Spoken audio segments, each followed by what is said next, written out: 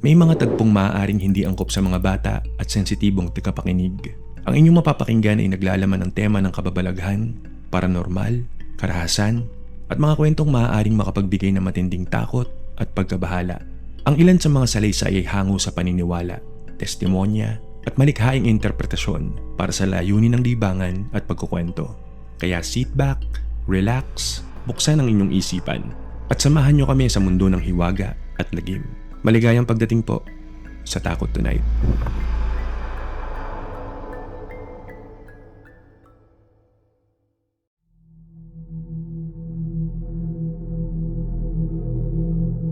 Mag-aalas 11 na ng gabi. Kahit sobrang exhausted si Maricar sa mga nangyari buong araw at dahil sa pagod, pinilit niyang maghanda para sa pagtulog dahil may pasok pa siya kinaumagahan. Sinigurado niyang nakadouble lock ang main door, nakalak din ang sliding door sa balcony, at sa kauna-unahang pagkakataon, nilak na din niya ang pinto ng mismong kwarto niya. Pinatay na ni Maricar ang lampshade sa gilid ng higaan niya at nahiga. Unti-unti na siyang dinadalaw ng antok nang biglang umalingaw-ngaw ang pamilyar na tunog ng Instagram notification. Mula na naman kay Gabriel ang mensahe. Mukhang masarap ang dinner mo kanina. Ang bango kasi ng niluluto mo. Napabangon si Maricar. Mabilis niyang binuksan ang lampshade sa tabi ng kama habang lumalakas ang tibok ng puso niya. Naupo siya sa gilid ng kama, paulit-ulit na binabasa ang mensahe. Sa loob-loob ni Maricar, paano nalaman ng estranghero na to na nagluto siya? Isang exhaust fan ang nakakabit sa kusina niya at ang disenyo ng bawat unit sa kondominium ay selyado para hindi lumabas ang amoy o ingay sa mga katabing unit. Imposibleng maamoy ito ng sino man sa labas o sa kabilang unit. Nanginginig ang mga daliri ni Maricar na nag-type para replyan at bantaan ng lalaki. Alam mo, cybercrime lang ang katapat mo. Pwede kang makulong sa harassment na ginagawa mo. Agad na sumagot si Gabriel. Bakit ka naman mahaharas? Sabi mo, hindi ka naman nakatira sa unit na yan. Hindi pa nakakasagot si Maricar nang makita niyang may kasunod na namang mensahe. Isang attachment, isang bagong litrato. Nang bumukas ang picture, napaiyak sa matinding takot si Maricar at hindi na niya naigalaw ang buo niyang katawan. Nanigas siya sa kinaroroonan niya. Ang litrato, ang dalawang paa ni Maricar na nakalawit sa gilid ng kama. Nakinunan mula sa isang madilim na anggulo sa ilalim ng kama. Kasunod nito, ang huling chat ni Gabriel. Ang ganda naman ng mga paa mo, Maricar! Mula sa ilalim ng kanyang kama, narinig ni Maricar ang isang mahinang paggalaw at ang tunog ng isang mahinang pagtawa.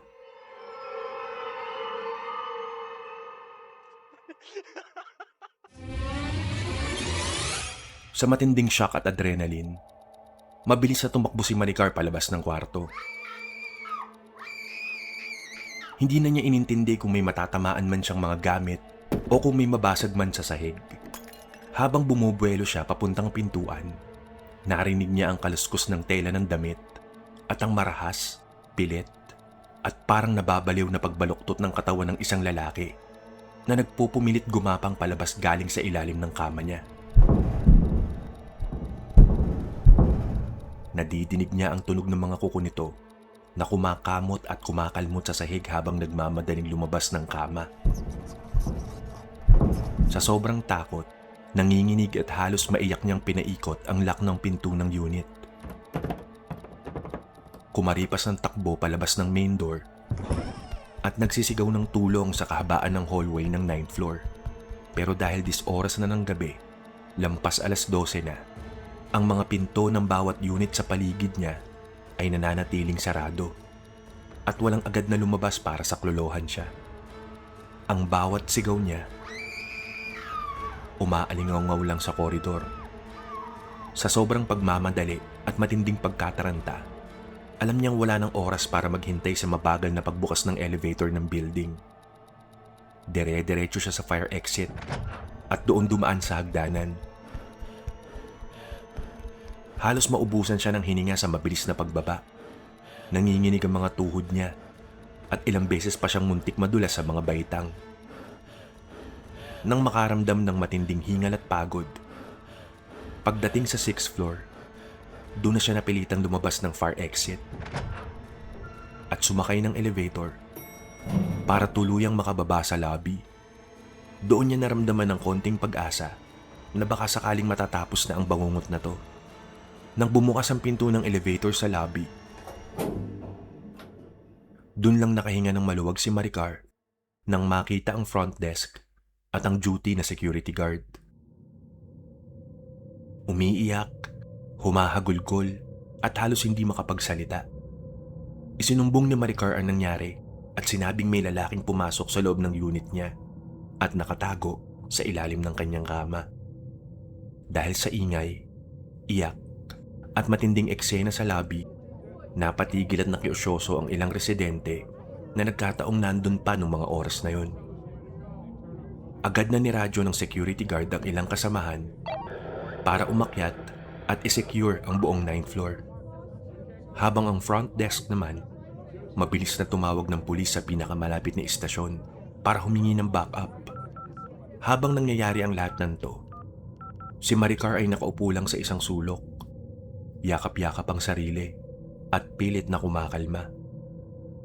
Samantala, dinala muna si Maricar sa admin office para doon mahimasmasan at pansamantalang makapagtago habang naghihintay ng balita mula sa itaas. Basang-basa siya ng pawis, puno ng luha ang muka at kitang-kita ang sobrang stress at trauma sa kanyang itsura habang pilit niyang inaalala at ikinukwento ang mga detalye ng insidente sa mga staff ng admin.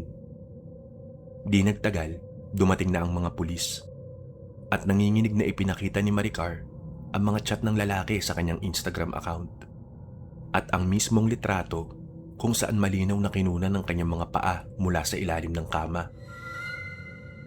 Ayon naman sa paunang report ng mga security at pulis na umakyat at nag-imbestiga sa taas, naiwang nakabukas ang pinto ng unit ni Maricar at hinalughog na nila ang bawat sulok, cabinet, banyo at mga posibleng pagtaguan sa loob.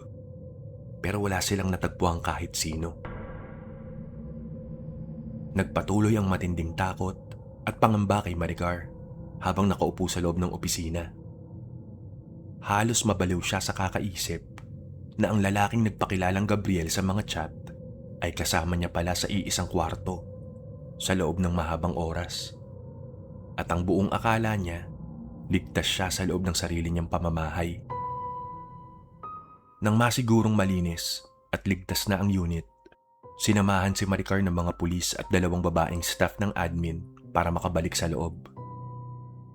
Halos mag-uumaga na bago nakatulog si Maricar at nag-decide na hindi muna pumasok sa trabaho dahil sa matinding trauma na dulot ng gabing yun. Sa mga sumunod na araw, nagkaroon ng follow-up report ng mga pulis na humahawak sa kaso at dito na isiniwalat kay Maricar ang isang katotohanang mas nakakakilabot pa sa unang gabi ng kanyang pagtakas. Nalagpas 1 linggo nang nananatili sa loob ng unit niya ang lalaki. Pero hindi pa rin nila ma-identify ng maayos. Dahil hindi makapaniwala at parang pinipiga ang kanyang puso sa takot, nakiusap si Maricar na mapanood ang na-recover na CCTV footage ng buong 9th floor. Sumama siya sa main security office ng kondo.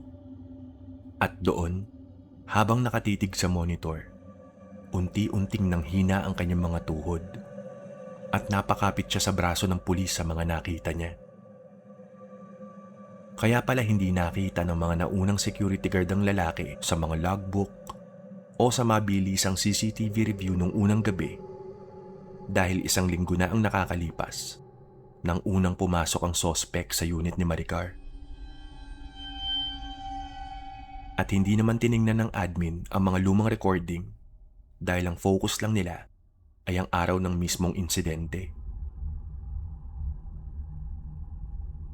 Nakapasok ang lalaki ng walang kahirap-hirap dahil meron tong hawak na susi ng kanyang mismong pinto.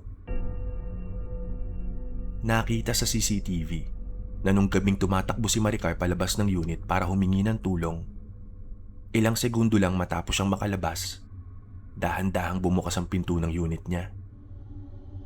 Doon pa lang din lumabas ang lalaki mula sa loob. Mukhang kalmado, maayos ang pananamit, at walang kamalay-malay na nakunan ng kamera habang naglalakad palayo na parang isang normal na bisita.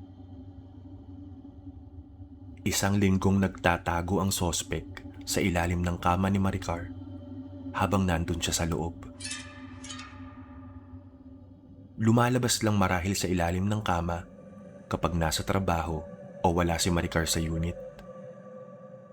Magkasama sila all this time sa loob ng iisang kwarto nang hindi niya nalalaman. Doon siya natutulog, doon siya naliligo, doon siya kumakain. Na hindi man lang napansin ni Maricar. Sa puntong yon, tuluyan nang nawala ng bait si Maricar.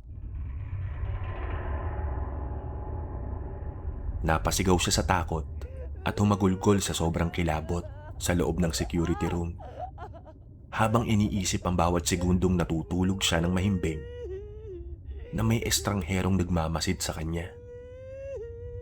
Ang bawat pag-ikot niya sa kama, ang bawat buntong hininga niya, at lahat ng ginagawa niya ay naririnig at nasusulyapan ng taong nasa ilalim niya. Hindi ma-identify ng mga pulis ang suspect dahil nakasuot to ng itim na face mask at isang baseball cap nung pumasok sa unit. Kaya tanging ang tindig, ang porma at ang mga mata lang nito ang makikita sa screen. Habang pinag-uusapan ng mga pulis ang tungkol sa susi, biglang naalala ni Maricar na nawalan nga pala siya ng mga susi nung minsang nakipag-meeting siya sa isang kliyente sa isang sikat na coffee shop malapit sa kondo. Dahil akala niya naiwan o nawala lang kung saan. Nag-request na lang siya ng bagong duplicate na susi sa admin nang hindi man lang nagpapapalit ng mismong lock ng pinto. Doon na pag-alaman ng mga pulis na nasa lisihan pala si Maricar ng suspect at mabilis na nadampot ang susi sa ibabaw ng lamesa kung saan siya nakaupo nung pumunta siya sa counter ng coffee shop. Matagal na pala siyang minamanmanan, sinusundan, at pinag-aaralan ng suspect nang hindi niya napapansin sa kanyang pang-araw-araw na routine.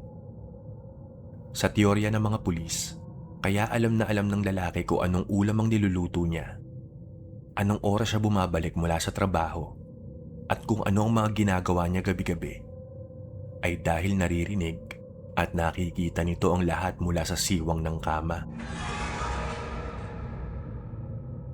Ang mga unang pananakot at chat nito sa Instagram ay ginawa lang para lituhin si Maricar. Matagal nang nakastore sa cellphone ng suspect ang mga lumang litrato ng labas ng building at ng mismong pinto ng kanyang unit para isipin ni Maricar na ang nagte-text ay nasa labas pa o malayo, gayong nasa loob na pala to ng kwarto niya habang nagpapadala ng mensahe. Isang psikolohikal na laro para lituhin ang kanyang isipan at sadyang sirain ang kanyang pakiramdam ng seguridad. Stalker na ngang maituturing ang lalaking to base sa mga naging takbo ng conversation nila sa chat at halatang malalim ang pagiging obsessed nito sa buhay ni Maricar. Dagdag pa ng mga pulis, pinag-aralan ng suspect ang bawat kilos, schedule at ugali ni Maricar sa pamamagitan ng mga updates nito sa kanyang social media accounts. Nakita ng suspect ang eksaktong address at lokasyon ng kondominium dahil sa mga selfie na madalas i-upload ni Maricar sa Instagram, kung saan natatanaw mula sa malaking bintana ng kanyang unit ang mga katapat na building at ang skyline ng San Juan. Inalam ng sospek ang eksaktong pwesto ng mga building na to dahil na rin sa malalaking pangalan na nakasulat sa tuktok ng mga katabing establishments. Kaya nalaman niyang sa San Juan to eksaktong nakatira at madaling natukoy ang pangalan ng kondo. Madalas ding itag ni Maricar ang paborito niyang coffee shop na nasa ground floor lang halos ng building. Kaya doon siya natuntun at madaling natsyempohan ng stalker upang manakaw ang susi. Masyado po kasi kayong nag-overshare ng personal na buhay niyo sa internet, ma'am. Seryosong sabi ng isang pulis habang sinusuri ang Instagram profile ni Maricar. Nakita rin sa backup ng CCTV ng main entrance ng kondo na sumasabay lang ang suspect sa pagpasok ng ibang lehitimong tenants kapag marami ang tao o tuwing dadagsa ang mga nagdi-deliver ng pagkain. Kaya naman inakala ng mga guard na doon din to nakatira o may binibisitang kaibigan. Aminado naman ng management ng condominium na nagkulang sila sa pagpapatupad ng mas mahigpit na security measures tulad ng pagpapakita ng ID. Pero sa sobrang pagod, trauma at takot ni Maricar, hindi na niya nagawa pang magreklamo o magdemanda sa admin.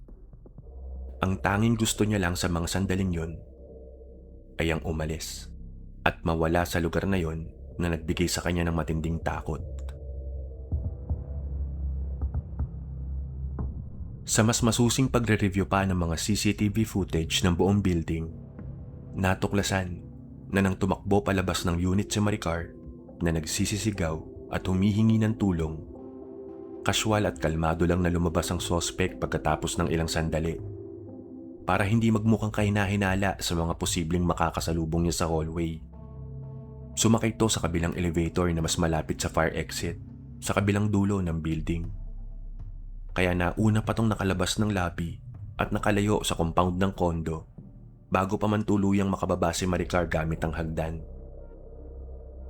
Napakabilis, napakaplanado, at kalmado ang bawat galaw ng lalaki. Hanggang sa mga sandaling to, patuloy pa rin ang paghahanap ng mga otoridad sa sospek na nagpakilalang Gabriel na matapos ang gabing yon, binura ang kanyang account. Ang pinakamatinding nagpapahirap sa isip ni Maricar gabi-gabi ay ang katotohanan na habang natutulog siya ng ilang gabi sa kanyang unit bago niya matuklasan ang lahat, malamang na lumalabas ang sospek mula sa ilalim ng kama kapag narinig nitong malalim at mahimbing na ang kanyang tulog. Lumalabas to sa gitna ng gabi para tumayo sa gilid ng kama, nakatitig sa kanya, at maaaring hinahawak-hawakan din siya. Nakikita nito ang lahat ng kanyang pribadong sandali sa loob ng unit nang walang anumang harang. Aminado rin kasi si Maricar na dahil sa pagod sa trabaho, hindi siya masyadong nakakapaglinis at nakakapag-ayos ng kwarto. Kaya hindi niya kailanman napansin ang presensya ng lalaki habang nagtatago to doon.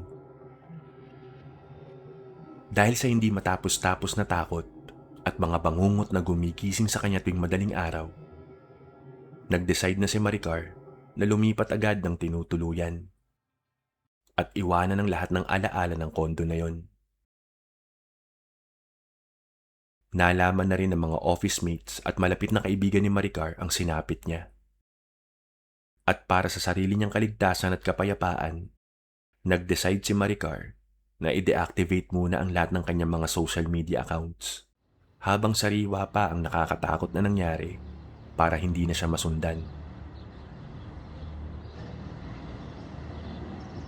Nakalipat siya sa isang maliit, medyo luma, pero maayos na apartment unit. Sa San Juan pa rin malapit sa trabaho. Pero sa pagkakataong to, hindi niya na to pinaalam kahit kanino maliban sa mga magulang niya. Inarkila niya ang isang maliit na truck at mabilis na inilipat doon ng ilan sa kanyang mahahalagang gamit mula sa lumang kondo.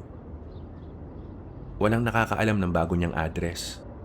Kahit ang pinakamatalik at pinagkakatiwalaan niyang kaibigan sa opisina, hindi alam kung saang kalye ito matatagpuan. Sa ngayon, personal at bagong number na ang gamit ni Maricar. Gumawa din siya ng isang blankong dummy account sa Facebook at Instagram para lang makapag-scroll at makasagap ng mga balita.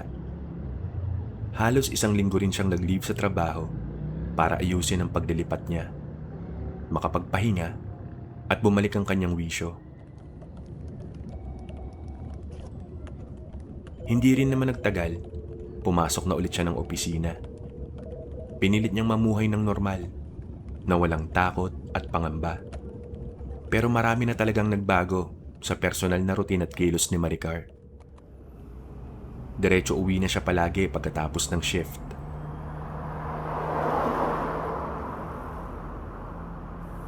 Laging triple check kung nakalak ang mga pinto at bintana.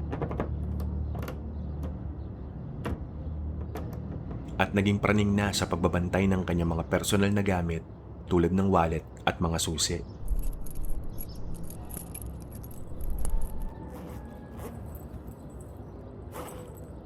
Isang umaga, habang naghahanda si Maricar para pumasok sa trabaho,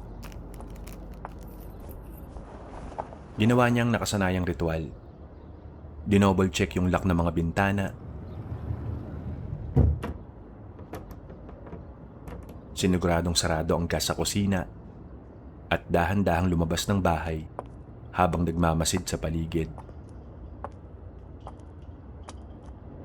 Pagkabukas niya ng pinto,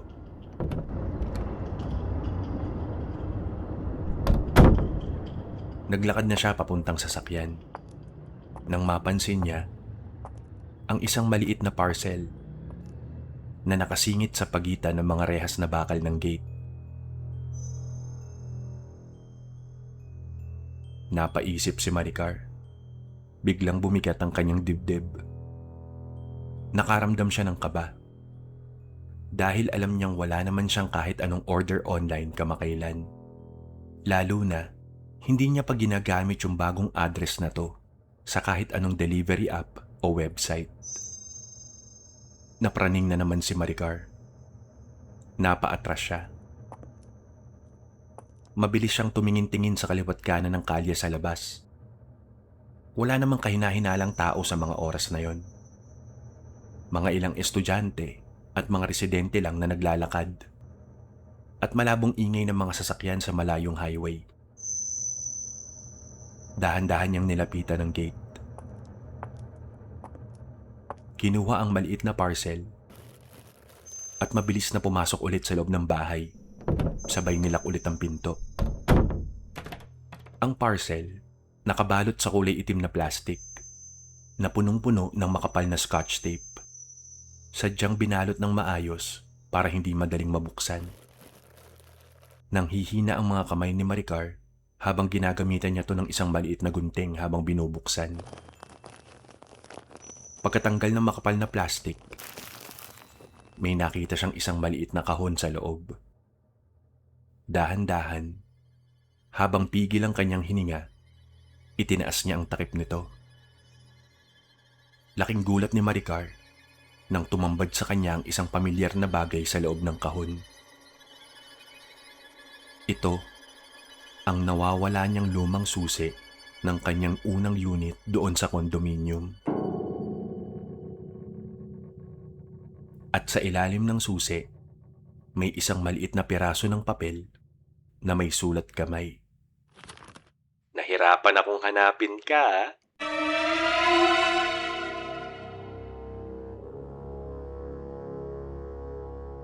Muli na namang nanumbalik ang lahat ng takot at trauma kay Maricar. Mas matindi at mas nakakasakal ngayon. Nagka-panic attack siya sa loob ng sala. Nahihirapang huminga at umiiyak habang nakasandal sa pinto. Imbis na papasok siya sa trabaho nung umagang yon, hindi na siya tumuloy. Agad na tinawagan ni Maricar ang kontak na pulis na nag-iimbestiga sa kaso niya mula pa nung unang insidente. Sinabi ni Maricar ang nangyari at ang tungkol sa parcel na iniwan sa gate niya. Nang marinig to, agad na gumawa ng isang tactical na plano ang kapulisan para bitagin ang kung sino mang gumagawa nito. Maya-maya lang, ayon sa plano ng mga pulis, Itinuloy ni Maricar ang pagpasok sa trabaho nung araw na yon, kahit pa mag-aalas 11 na ng umaga. Lumabas siya ng bahay. Pumasok sa kanyang sasakyan. Pinaandar to at mabilis na umalis papuntang opisina para isipin ng kung sino mang nagmamasid na wala ng tao sa loob.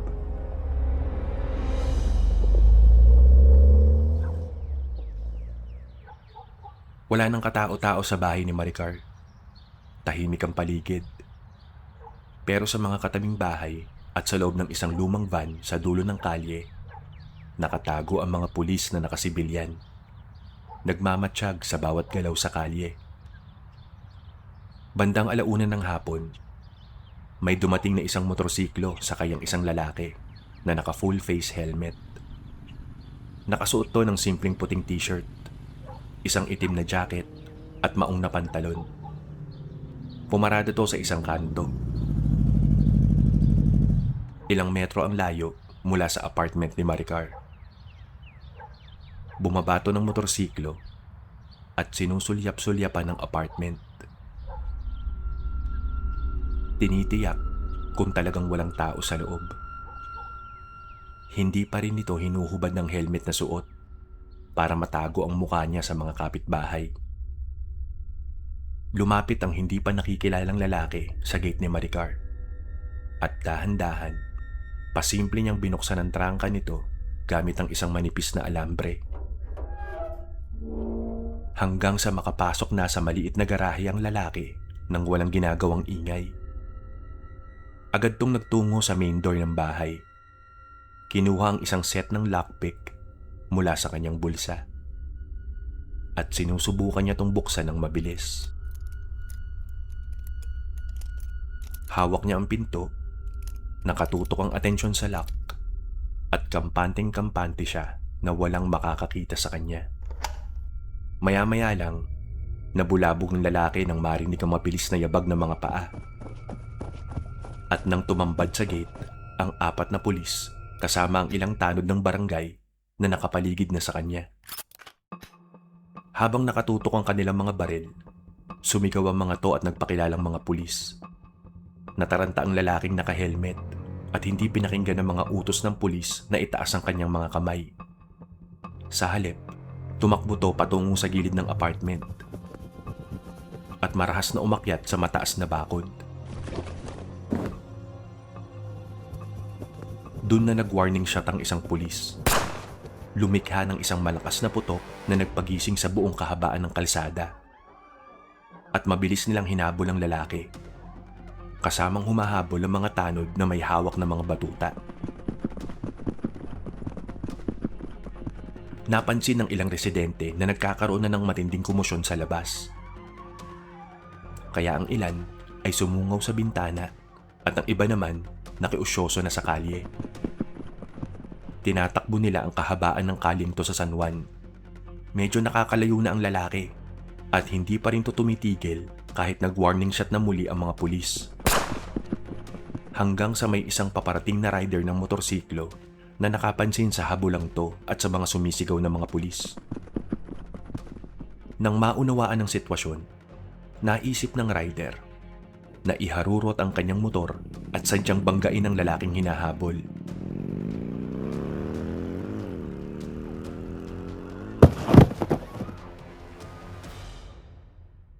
Sa lakas ng impact, tumilapon ng lalaki sa semento at napahandusay.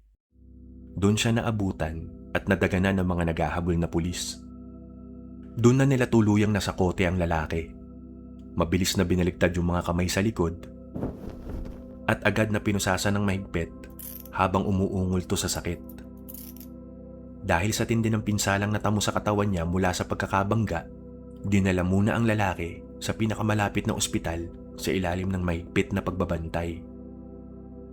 Nagpasalamat naman ng malaki ang mga pulis sa tapang ng rider na tumulong na mapigilan ng sospek bago tutuluyang makapasok sa mas masisikip na looban. Ito pala ang kabuuan ng plano na sinabi ng mga pulis kay Maricar nung umaga. Ang ituloy ang pag-alis para magsilbing pain. Habang sila Magmamanman sa paligid ng apartment nung araw ding yon. At hindi nga sila nabigo na matsyempuhan ng balak na pagpasok ng lalaki sa bagong bahay ni Maricar. Nakarating na kay Maricar ang balita habang nasa opisina siya. Agad siyang sinamahan ng mga investigador at pulis sa ospital kung saan nakaratay at nakakabit sa mga dextrose ang walang malay na lalaki. Sa wakas, nakita na ni Maricar ang mukha ng kanyang stalker. Hindi niya namumukhaan ng lalaki. Hindi niya talaga to kilala sa buong buhay niya. Ni hindi niya to nakasalamuha sa kahit saan. Ang lalaki, moreno, matangos ang ilong, nasa 5'7" ang taas, at may isang malaking tattoo ng espada na may nakapalupot na ahas sa kaliwang braso nito. Kahit na ganun, nakaramdam pa rin si Maricar ng malalim na kapayapaan at para siyang nabunutan ng isang napakalaking tinik dahil sa wakas, nadakip na ang taong nagpahirap sa kanya at ito ay nasa ilalim na ng kustudiya ng mga otoridad. Nasa Cybercrime Division na rin ng NBI ang cellphone na na-recover mula sa lalaki para mabuksan ang mga deleted conversations nila ni Maricar at nang masampahan na to ng kaukulang kaso ng stalking at trespassing. Laking pasasalamat ni Maricar sa kapulisan at sa mga opisyal ng barangay na rumisponde. Sinabi niya sa kanila na makikipag-cooperate siya sa bawat hearing hanggang sa tuluyan ng makulong ang stalker. Siniguro din ng kapitan ng barangay kung saan siya nakatira ngayon na kapag nangailangan ng karagdagang ronda o tulong si Maricar, kanila tong pauunlakan anumang oras para sa kanyang seguridad.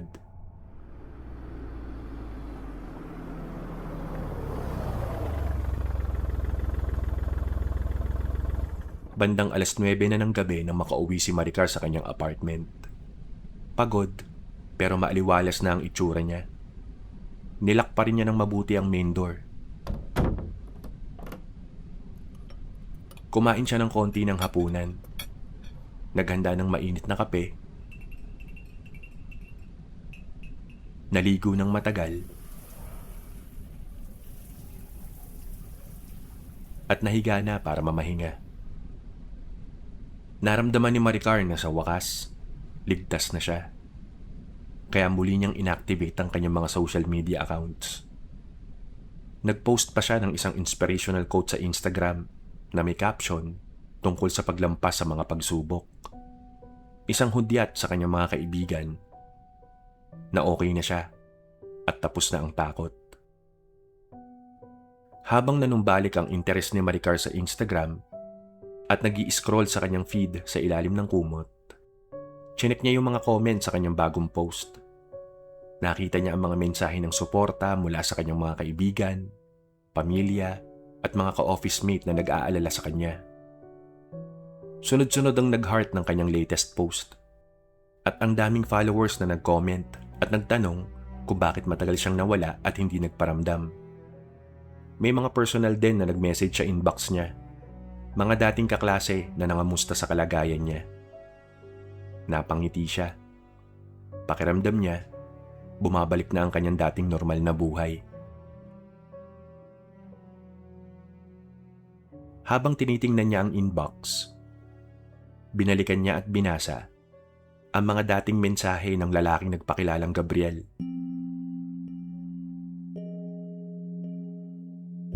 Tinitingnan niya ang mga pananakot nito noon. Hindi pa niya to binubura.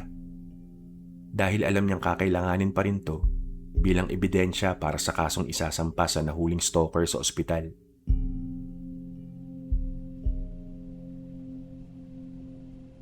Maya-maya pa, nakaramdam na ng matinding antok si Maricar. Pinatay na niya ang lampshade na nasa gilid ng kama. At inilapag na niya ang cellphone sa side table para tuluyang matulog. Hanggang sa biglang tumunog ang pamilyar na notification. Kinuha ni Maricar yung cellphone at chinek niya ang Instagram notification sa lock screen. Laking gulat niya at biglang bumilis ang tibok ng puso ni Maricar nang makita na ang highlight ng notification ay nagmula sa pangalan ng user account ni Gabriel.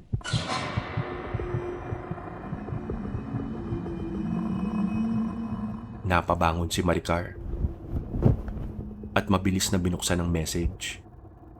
Nag-send ang user na si Gabriel ng isang bagong litrato.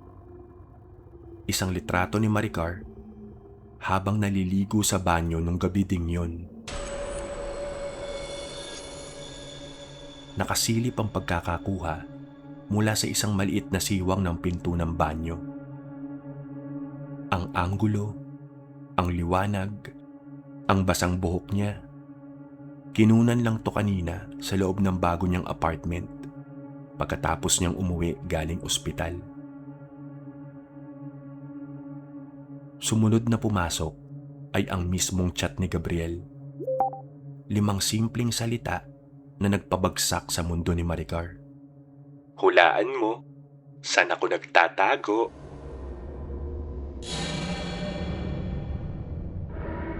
Napatulo na lang ang luha ni Maricar. Naging paralisado ang buo niyang katawan dahil sa matinding takot. At dahan-dahan, nanginginig niyang nilibot ang tingin sa buong madilim na kwarto.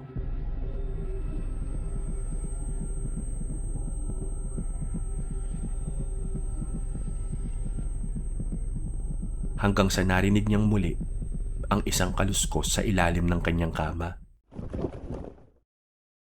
Habang nakatitig siya sa dulo ng kanyang higaan, nakita ni Maricar ang unti-unting paglitaw ng isang ulo. Dahan-dahang umaangat mula sa paanan ng kama sa gitna ng dilim.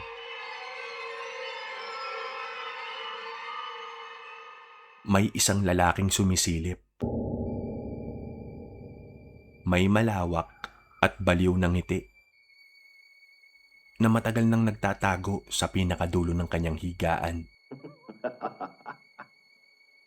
Sa puntong yun, mukhang huli na ang lahat para sa kanya. Kaya isang malakas at matalim na sigaw ang pinakawalan ni Maricar. At doon, agad siyang sinunggaban ng lalaki at tinakpan ng kanyang bibig.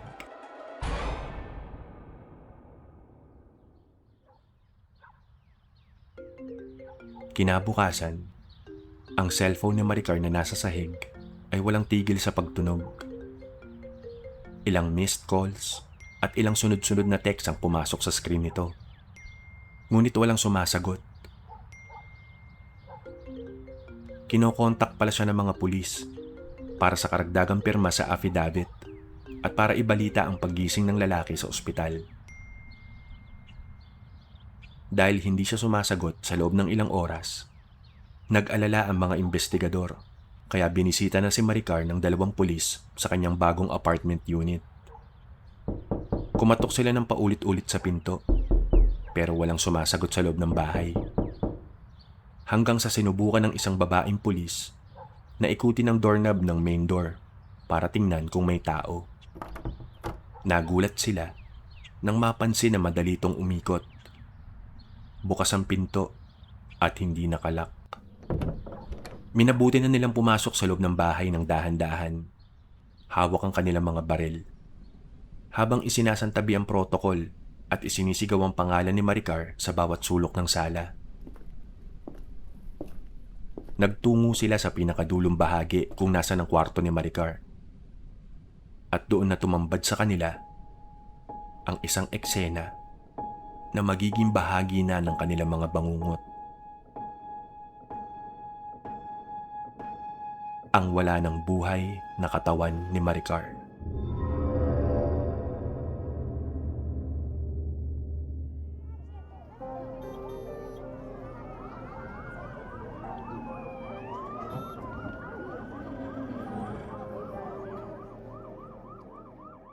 Ano nga ba ang totoong nangyari sa likod ng madilim na krimeng ito? Napag-alaman ng mga investigador at ng mga senior na pulis matapos ang masusing forensic na pagsusuri na hindi ang nahuling lalaki na nakakonfine sa ospital ang totoong suspect o ang nagmamay-ari ng account ni Gabriel. Kasabwat lamang to. Isang kaibigan na binayaran at inutusan para sa isang misyon. Sinamantala ng tunay na sospek ang pagkakataon na lituhin ng mga pulis at ilihis ang kanilang atensyon. Pinauna niya ang kanyang kasabwat na kaibigan na subukang pasukin ang bagong tinutuluyan ni Maricar nung tanghaling yon gamit ang lockpick. Dahil malakas na din ang kutob ng totoong sospek na siya'y pinaghahanap ng mga otoridad at alam niyang may koneksyon na si Maricar sa kapulisan matapos ang insidente sa kondo. Kaya ang ginawa niyang pain ay ang kaibigan niya para hulihin ang mga pulis. Habang nagaganap ang malaking komosyon, ang habulan sa kalye at ang pag-aresto sa labas, doon na nagkaroon ng perpektong tiyempo ang tunay na sospek na tahimik at walang kaingay-ingay na makapasok sa loob ng bahay ni Maricar at magtago sa loob ng kwarto bago pa man makauwi galing ospital. Walang na-recover na kahit na anong data o chat sa cellphone ng kasabwat sa ospital dahil nga hindi naman to ang nakikipag-chat o ang may hawak ng Instagram account ni Gabriel.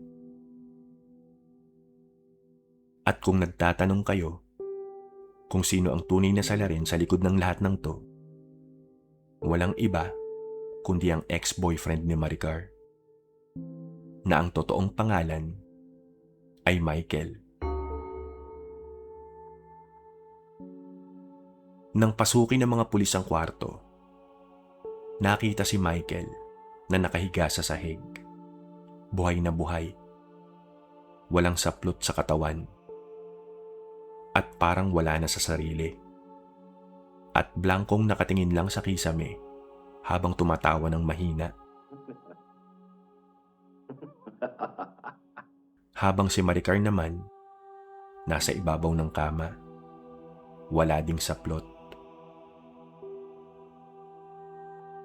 At pinaslang sa pamamagitan ng marahas na pagsakal at matinding bugbog sa muka at katawan. At paano nga ba nalaman ng baliw na ex-boyfriend ni Maricar kung saan siya eksaktong lumipat ng bahay kahit naging maingat siya? Nagpatuloy lang si Michael na manmanan at buntutan si Maricar sa labas ng kanyang condo unit matapos ang unang insidente. Nagtatago sa mga gilid ng kalsada. Doon, nakita niya ang pag-uusap ng driver ng isang trucking service at ni Maricar sa labas ng lobby, kung saan binibigay ni Maricar ang direksyon para sa paglilipat ng malalaking gamit sa bagong apartment. Kaya alam niyang aalis na to ng kondo nung mismong araw na yon.